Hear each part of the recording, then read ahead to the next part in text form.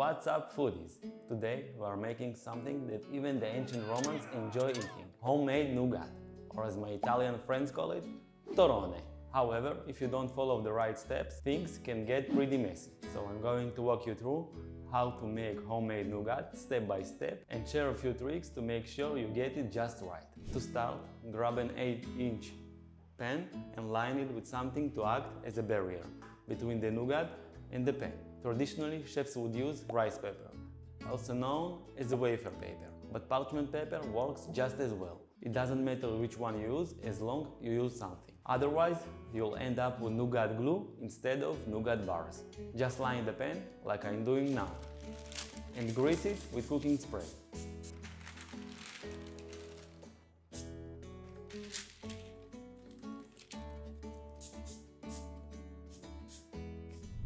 Now let's prepare your nuts. If you want to keep things traditional, go for almonds. But if you are not worried about impressing the Romans, feel free to swap them out for any nuts you prefer. Personally, I love the combinations of almond and pistachios, but you can use any nuts you like pecans, hazelnuts, or even peanuts. Once you've chosen your nuts, preheat your oven to 350 Fahrenheit, which is around 180 Celsius. Then spread the almonds and pistachios on a baking sheet.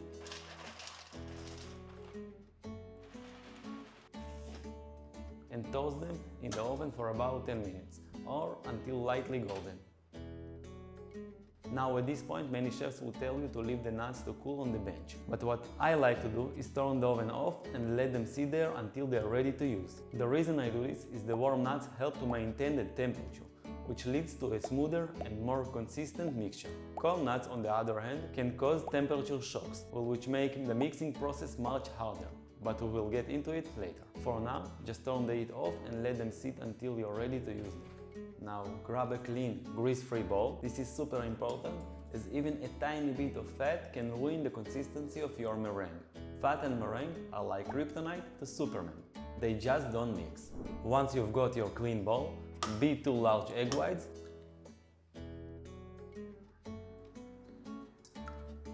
with a pinch of salt.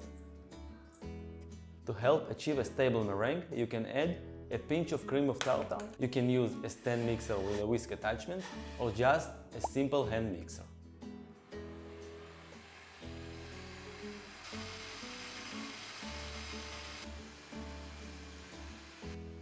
Keep going until you achieve soft peaks. It should be light and fluffy, but not stiff. When you achieve soft peaks, stop mixing and move to the syrup. Next, in a medium saucepan, place honey and sugar.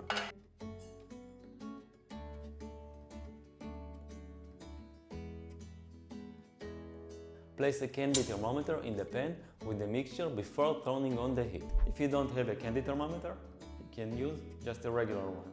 Stir constantly as the temperature rises, otherwise you are risking the honey will boil over.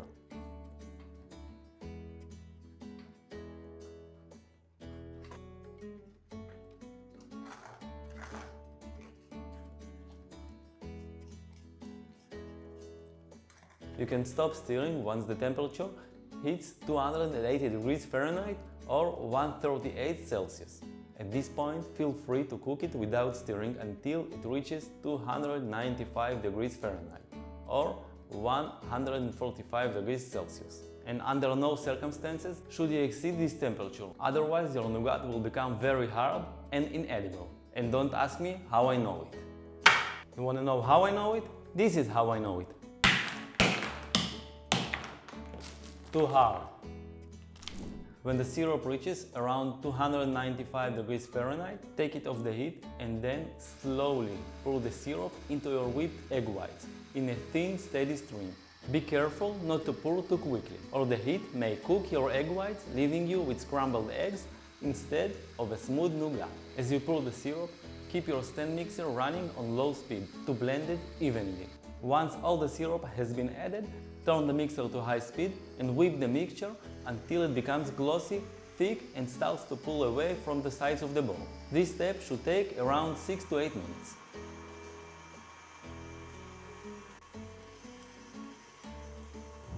At this point, you should have a delicious looking mixture in front of you. Now take the nuts. Remember, they should be warm from the oven, not sitting on the bench. and add them to the bowl along with 2 teaspoons of vanilla extract, some orange zest or lemon zest or both. At this stage you also can add dry fruits like apricots, cranberries or even dry ginger. I personally like to keep it simple.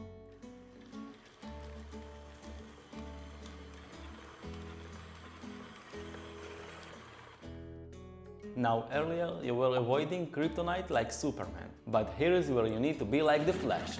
Nougat sets very fast, so quickly transfer the mixture to the pan you prepared earlier. A greased spatula can really help.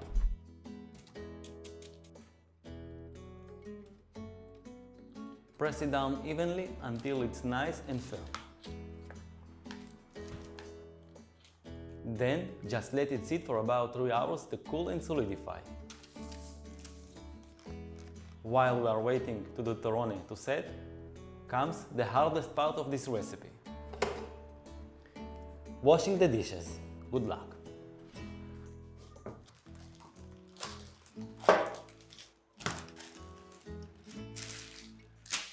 Once done, cut it into bars or squares.